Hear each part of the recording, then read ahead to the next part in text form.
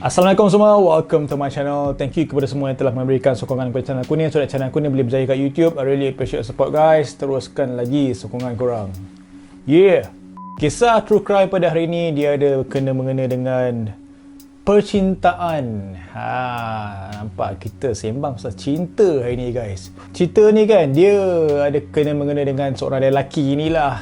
Dia bila dia begitu taksub dengan dia punya percintaan tu kan, dia punya ending dia tu tak berapa nak molek lah orang kata and benda ni aku boleh katakan salah satu benda yang agak sick lah boleh kata apa yang dia telah lakukan dalam kisah ni kan memang lain macam to the next level dia bawa dia punya ketaksuban cinta tu kan.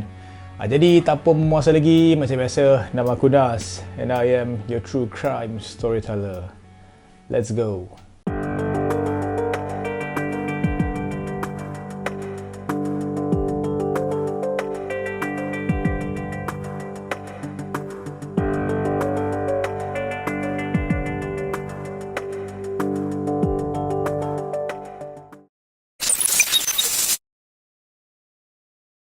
Ada pepatah yang mengatakan cinta itu buta. Dan yang lagi dahsyat adalah bila manusia ni kadang-kadang mereka akan melakukan apa sahaja untuk mengejar dia punya cinta tu. Sampai satu tahap cinta tersebut boleh mengubah ataupun membuatkan fikiran tersebut menjadi tak betul tau. Memang dah terlampau kemaruk kan, jadi macam gila tau. So benda ini dia telah terjadi kepada seorang lelaki yang bernama Carl Tanzler, di mana dia memang terlampau obses dengan seorang wanita. Ini bukan kisah penculikan, ini bukan kisah pembunuhan, tetapi di sebaliknya ia adalah kisah tentang ketaksuban cinta yang memang tak masuk akal langsung guys. Jadi di sinilah permulaan kisah ketaksuban cinta Carl Tanzler.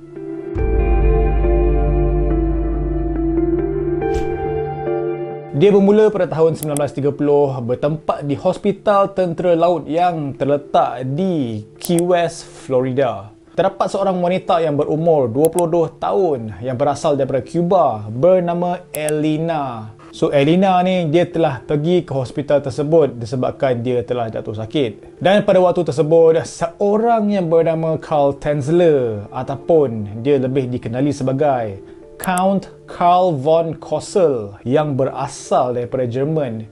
Dia ni bekerja sebagai seorang juruteknik radiologi di hospital tersebut tau. And semasa Elena sampai dekat hospital tu, si Carl Tanzler ni dia macam terpinga-pinga tau. Dia dah macam tak betul bila dia tengok si Elena dia.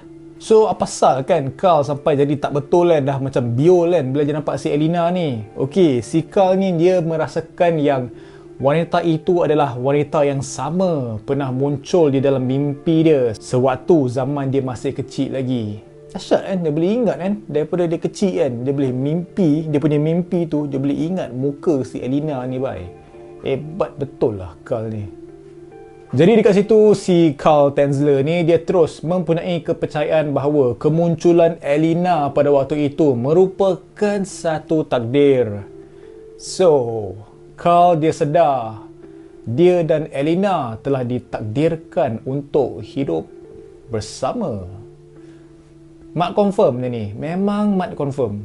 Kemudian tidak lama selepas Carl mendapat tahu bahawa Elena dia telah didiagnos mengidapi penyakit tuberkulosis, Carl dia ada membuat pengakuan kepada keluarga Elena bahawa diri dia itu adalah seorang doktor. Malah Carl ni juga kan, dia ada menawarkan diri dia bagi merawat Elena secara sepenuh masa guys. Dan Elena kemudian dia terlantas sakit di rumah dia sendiri dengan bermacam-macam cara rawatan yang Carl telah lakukan kepadanya.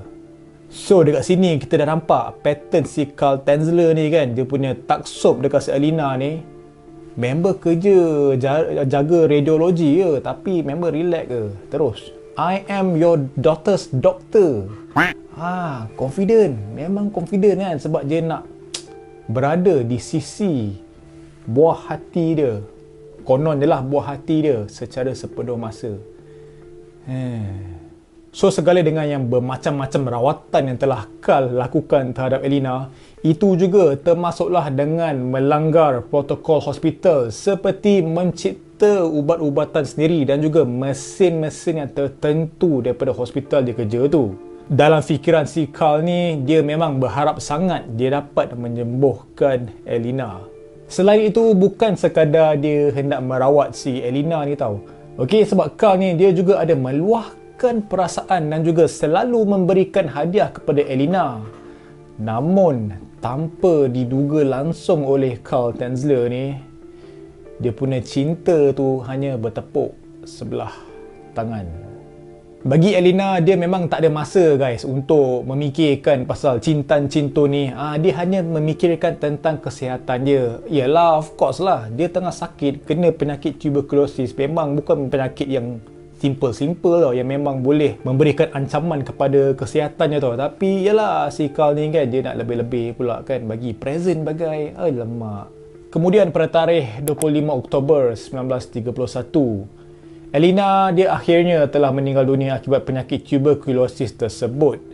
Memang dah kronik lah pada time tu Jadi dia pun telah meninggal dunia. So kematian Elina itu jelas benar-benar menyebabkan Carl berada dalam kesedihan sehinggakan dia sanggup untuk membiayai segala pembiayaan penggebumian pujaan hati dia itu guys. Nampak guys? Dia punya betapa dekat si Elina ni kan, sanggup bagi settle semua hospital bill dia tau. Dahsyat betul lah Carl ni.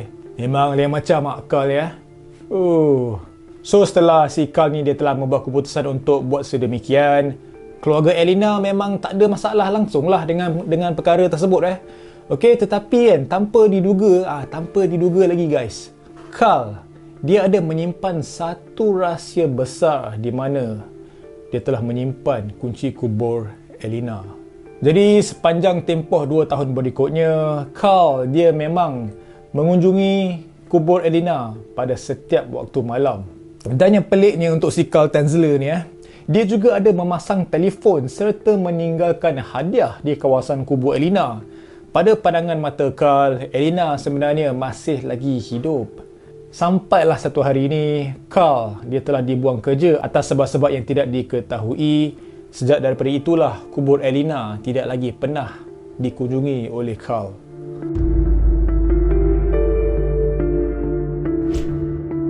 Lama-kelamaan, tingkah laku si Carl Tanzler ni kan menjadi semakin pelik tau, di mana ia telah menimbulkan rasa curiga daripada orang-orang di sekeliling dia. Iyalah, mana taknya guys. Sebab si Carl ni kan, dia selalu membeli pakaian dan juga minyak wangi. Dan dia juga pernah dilihat menari bersama dengan seorang wanita yang tidak dikenali di rumah dia. Jadi disebabkan itu, sekaligus itu telah menyebabkan ramai orang mengesyaki bahawa Carl dia telah menyimpan mayat Elina disebabkan dia pernah keobsesan dia terhadap wanita tersebut pada sebelum ini. Sehinggalah pada tahun 1940, Florinda yang merupakan kakak kepada mendiang Elina telah datang ke rumah Carl untuk membuat pemeriksaan. So macam kenapa si kakak Elina nak buat macam tu kan? Okey, sebab dia adalah selepas beberapa kali Florinda dia telah terdengar beberapa kabar angin tentang Carl yang melakukan aksi nekrofilia terhadap mayat adiknya itu, Elina. Jadi sewaktu sahaja Florinda sampai ke rumah Carl, dia dikejutkan dengan penemuan mayat Elina yang telah diawet. So dekat situ Florinda memang terkejut lah guys. Dia punya mendiang adik dia kan telah diawet daripada malaun ni. Jam memang jam cerita dia.